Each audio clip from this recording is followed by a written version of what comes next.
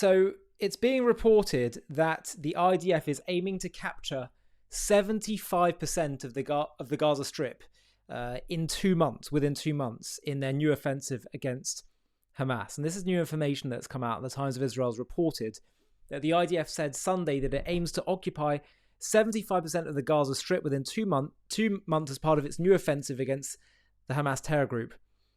Israel on March 18th resumed its attacks against Hamas with a surprise wave of airstrikes ending a 2-month ceasefire.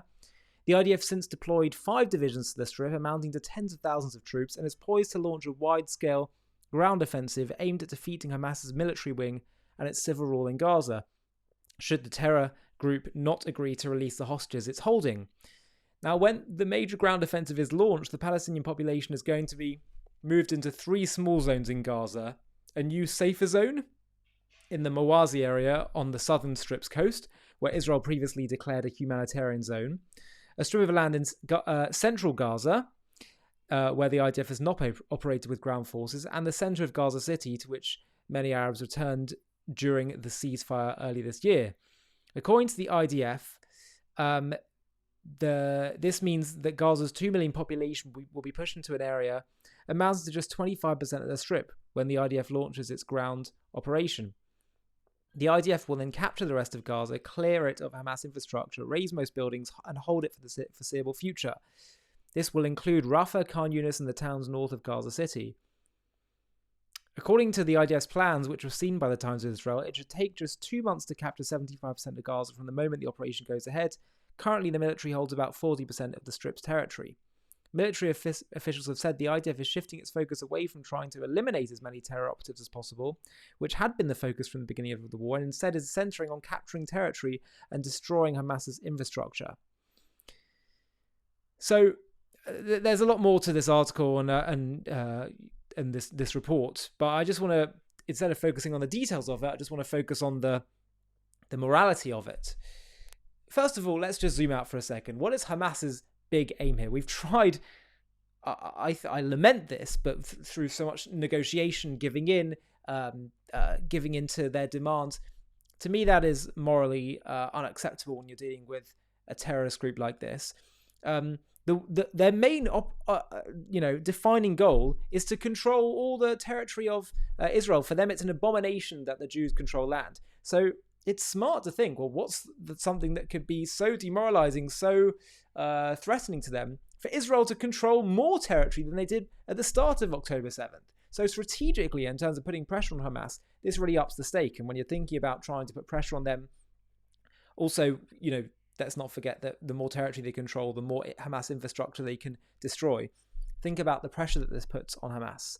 Think about the pressure that it can move them, hopefully, into releasing the hostages. And I've always said that the way, I think, from a Jewish morality perspective, you put pressure on terrorists is to get what you want is not through caving into their demands, it's through putting more pressure on them. So this will put more pressure on them. And certainly, in terms of the other question of not just destroying Hamas, but also in terms of the future of the Gaza Strip, there cannot be a future anymore in which Israel keeps indulging in this notion of Palestinian statehood and autonomy. People say we have to go towards a 2-state solution. We had one. We had a trial of it with Gaza.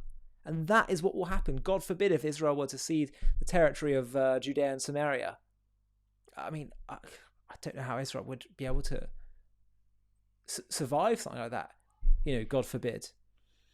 So actually, the longer-term solution is for Israel to say, right, clearly desire for Palestinian self-determination has demonstrably proven itself to be phony, that it's really about Jew hatred, and therefore let's acknowledge and honor the fact that Gaza historically, biblically, and rightfully, having so many Israelis died for this and sacrificed for this plot of land, it should become Israel's.